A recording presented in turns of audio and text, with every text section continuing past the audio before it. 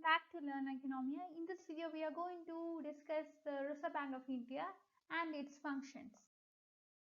We have to understand that the overall economic efficiency and the stability of a nation, whether it is a dependent economy or independent economy, in the sense that whether it is a developing economy or a developed economy. So this is something which is dependent upon the payment and settlement system which is prevailing in that particular nation, irrespective of whether it is developed or developing. Okay. So, as a result, we could see that the various regulators in India, including the central bank, have been regularly and consistently revising their operating models as well as policies, their programs, schemes, etc., in order to ensure and carry on the development of payment systems at the national level. So, this is with respect to India. We have to understand that there are various regulatory bodies or various regulators in India at various levels which are acting regularly and consistently by revising, by monitoring the prevailing economic conditions, by formulating different policies in order to make the economy go in a smooth manner, etc. So these regulators are very much required to carefully safeguard the scarcity of payment systems generally from systematic risk, the risk of fraud, etc. This is something which we have to be very careful about, because we could see that there have been many problems with respect to frauds, financial frauds, financial kinds of risk happening in the country as a result of various kinds of tax evasions, various kinds of related problems happening in the country. So a very clear-cut monitoring is very much required in order to help the country to go forward in the path of development. As we all know, India is a developing economy. So when we look into these kinds of problems, these kinds of frauds in the economy, we could understand that black money, tax evasion, all these things are problems that would hamper the development process of the economy. So it's very important to monitor the functioning of the economy so as to at least reduce. It is very difficult to stop all these things, but at least we could monitor, the authority could monitor the economy so as to reduce the impact of all these problems, all these financial problems on the functioning of the economy to attain a developed status. So the responsibility of a central bank of a given economy, whether it is in the case of a developed economy or it is in the case of a developing economy, this is to ensure and carry on the development of payment systems at the national level. In the case of India, this responsibility is vested with the Reserve Bank of India, which is known as the central bank of the country. What has established RBI? So what paved the way for establishment of RBI? We have to understand that Reserve Bank of India was established in 1935 by following the Reserve Bank of India Act of 1934. Now it is situated in Mumbai. I mean the headquarters.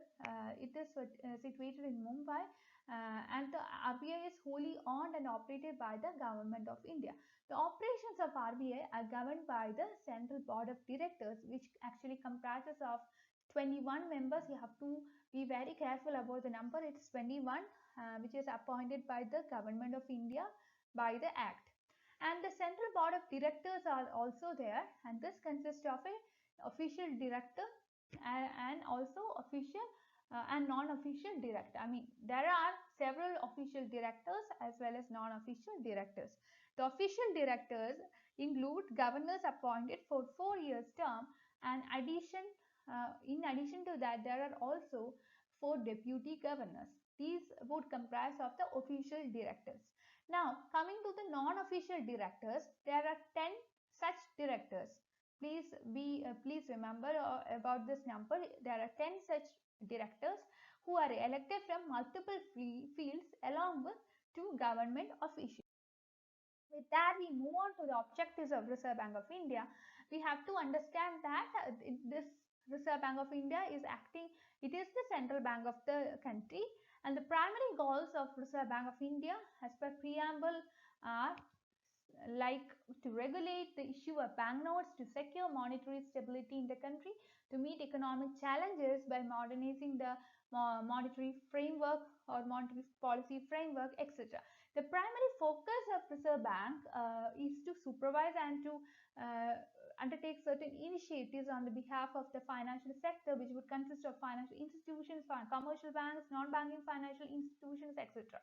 So we have to understand that the RBI can go for a few critical efforts in order to restructure bank inspections and fortify the role of statutory auditors in the banking system. With that, we move on to the functions of RBI. The RBI has got a number of functions to carry out. It takes care of supervisory functions, regulatory functions. It acts as a monetary authority. It acts as a currency authority. It acts as a foreign exchange management authority, etc. With respect to supervisory and regulatory body, by acting as a supervisory and regulatory body, the RBI helps to set specific parameter for banks in the country, which would include the financial operation within which the banking and financial systems are to function. It helps to protect the interest of every investor, and it offers um, economic and cost efficient banking services to the public. By acting as a monetary authority, it helps to formulate and implement the monetary policies of the country by maintaining stability in prices across all sectors along with the objective of growth. By being a currency authority, it issues notes. It actually exchange or destroy currency that are not fit for circulation. And it also provides adequate currency notes and coins of the standard quality to the public. By being a foreign exchange management authority, it oversees the Foreign Exchange Management Act of 1999 it to facilitate the external trade and development of foreign exchange market in the country. It has also got a development goal by acting in the arena of development, or by being a promoter of development. It promotes and performs promotional functions to support national banking and financial objectives. RBI has got many other functions as well, right? It provides banking solutions to the central and state governments, and it also acts as the banker of the government. Banker to the government. It lends to the government. It is a chief banker to all the banks. It maintains banking accounts of all the scheduled banks. The other functions of Reserve Bank of India would include it promotes and perform promotional functions to support national banking and other financial objectives. It offer banking solutions to the central as well as state government, rather than giving funds to a central and state government. Just it is not just giving funds to the central and state government. It is also giving some kind of solutions to the central as well as state governments, and gives solutions to the commercial banks in the economy. It acts as a banker to the central and state government, as we have already said. It is not the only help that Reserve Bank of India gives to the central and state government. Apart from that, it gives some solutions to the central and state government. So with that, we move on to some important functions of Reserve Bank of India, some specific functions of Reserve Bank of India, and these are certain functions which are carried out by Reserve Bank alone. No other banks in the country can have the ability to carry out any of these functions. It is the Reserve Bank of India which has got the sole authority to carry forward all these kinds of functions. So we can see that being a central bank of the country, the Reserve Bank of India serves as a serves a very crucial role, or it serves a very critical role in regulating the financial transactions in the country. If you look into the some specific important functions of Reserve Bank, we can see that it is it issues banknotes. It acts as a banker to the government. It is the custodian of cash reserves of commercial banks. It acts as a custodian of country's forex reserve. It is a lender of last resort, and it is a controller of credit. Let's look into each of these in detail. Lender of last resort means that Reserve Bank of India is actually, this is known as a lender of last resort. It becomes a lender of last resort for all the banks when they are in a crisis situation. If any of the commercial bank in the country faces any kind of financial pressure or financial problems, they can go to Reserve Bank and they can take loans from Reserve Bank. RBI would be helping the commercial bank in the economy by lending money, although at higher rate of interest. This is to sail through the tide of financial difficulties. This will be helping the commercial bank in the economy to sail through the tide of financial difficulty. Second, issuer of bank notes. As we all know, the Reserve Bank of India is the one which issues bank notes, or it is the one which issues currency notes to the public. The most important function of Reserve Bank of India is the issuance of currency notes and coins except rupee note 1, because this rupee 1 rupee note is issued by the Ministry of Finance. All other notes bear the signature of Reserve Bank Governor. However, the agency of distribution of all notes and coins issued by the Government of India is the Reserve Bank of India. Now, with respect to the next function, it is the banker to the government. This is something which we have already discussed. This is considered to be a very important function of Reserve Bank of India because it takes care of all the banking needs of the government, which would include maintaining and operating of deposit accounts of the government, collecting the receipts of funds, making payments on behalf of the Government of India. It represents the Government of India as a member in the International Monetary Fund as well as in the World Bank. Now, custodian of cash reserves of commercial banks. The commercial banks are required to maintain cash reserves at a rate decided by RBI in its monetary policy.